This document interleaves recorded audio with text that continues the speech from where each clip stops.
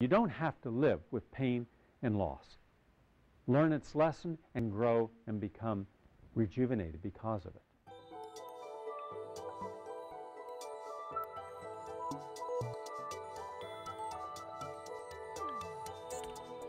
There are simple steps we can take. First step, let us stop sublimating.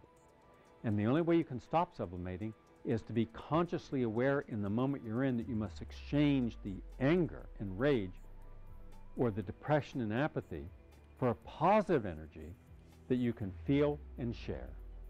One way you can do it is through journaling. Every time you feel like smacking someone or screaming at someone, stop and go to neutral. Always go to neutral. When you go to neutral, you dissipate the energy. It goes from white hot to simmer. And then when you are in that stage where you're in neutral, then you can look at something and say, all right, what am I really angry about? If someone hurts you, the question is there a way to express yourself or defend yourself in a healthy manner or express anger in a healthy manner? First of all, there's always an appropriate way and time to express anger. Yeah, if it's there and you're upset and you need to express it, which is not always, but upon occasion you do, a healthy way to express anger is to take responsibility for it. And rather than say, you're a jerk, you're an idiot, I hate you, take responsibility. That's called healthy communication. I'm upset and I don't want to stay in this kind of situation right now. This is why I am upset. This is what I am feeling. That's fine. And it's better not to do it in the heat of anger, because when we're in the heat of anger, we really can't express ourselves in a calm way. It's better at a time like that to breathe, to be quiet, to allow the feeling to pass through you and to breathe it out and let it go. And then when you're calmer, it is good to communicate it, but not to attack the other person, not to blame them for your anger. Because the truth is, no matter what anyone does, they're not causing your anger. You are causing your anger by the way you are reacting to what they're doing.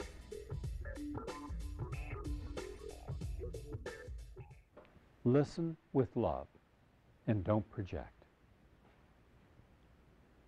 When you listen with love, you're not personalizing anything coming your way. You're simply saying, behind this anger, behind this moment, behind what I don't like, there's still something to love. Actually, that's one of the best ways to get rid of anger. Let me tell you, it's a fantastic way. If you send warmth and love to that other person, even though you don't feel it, that's from the Lo Jung teachings. You say, I send light and love to this person, to this creation, either in your mind or in person. No matter what you're feeling, I send light and love. And all of a sudden your anger will diminish and they're going to pick it up.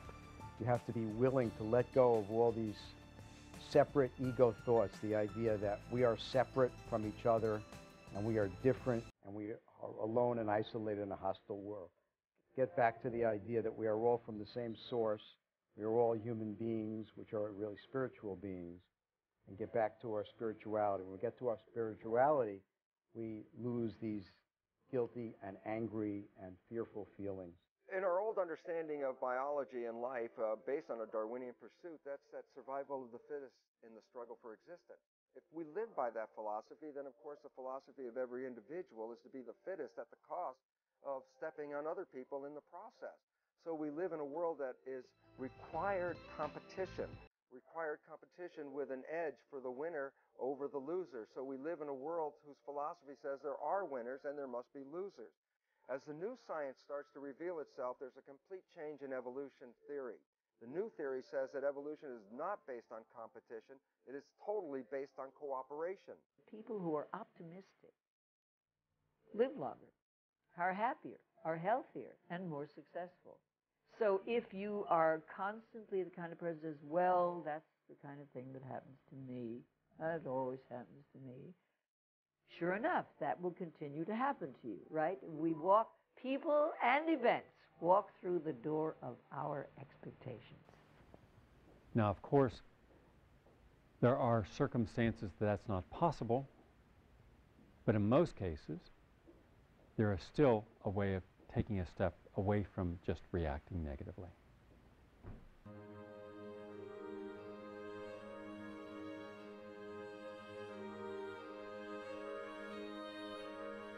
Look for the truth, not fault. Every human being has faults. And the more public you are, the more faults will be seen. What's amazing is when people take it upon themselves to criticize public figures, and I've seen them do it so often to so many figures, and as if the person has no faults themselves. It's like Mel Gibson. There's a good example. I feel that how the media and the American community, how all communities have dealt with Mel Gibson is simply counterproductive for the following reason. Mel Gibson gets drunk and he gets stupid. Have you ever known anyone ever that got smarter the drunker they got? I'm so drunk I'm a genius. No. I grew up in a small town. When I heard people drunk, they always did stupid things. So when someone is drunk and they say something vile, and they say something against Jews, or they could have been against black or Latinos or Chinese or any other race, that's not the issue. The issue is, what would they say if they weren't drunk? When you hit your elbow, you don't go, butterflies. No, you yell something, generally some expletive that we can't use here.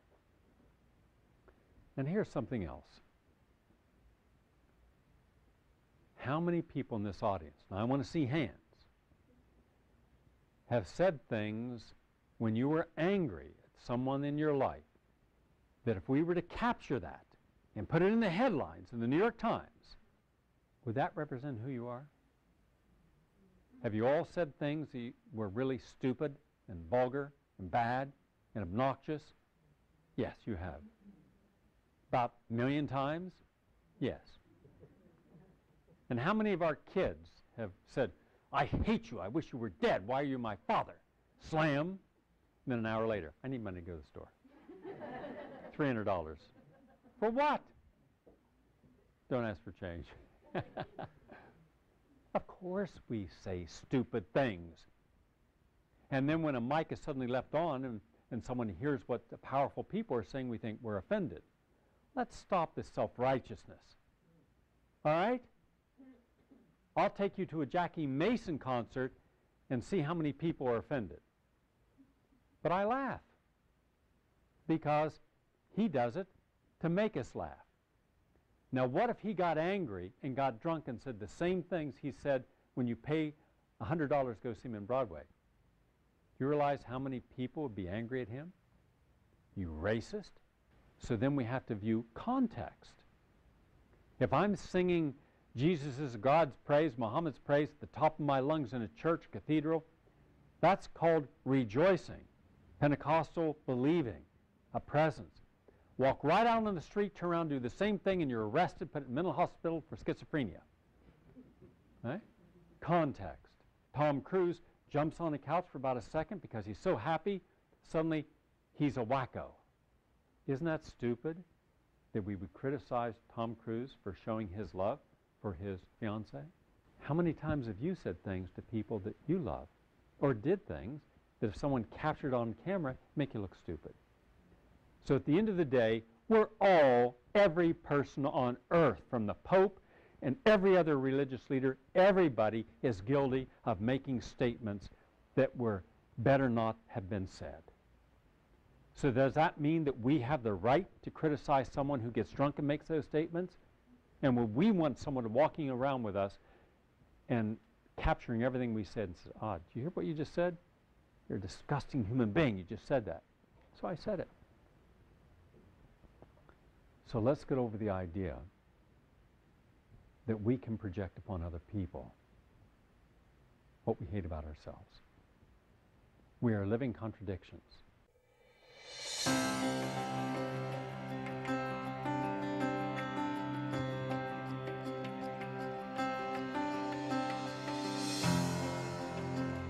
Embrace the moment because it will pass.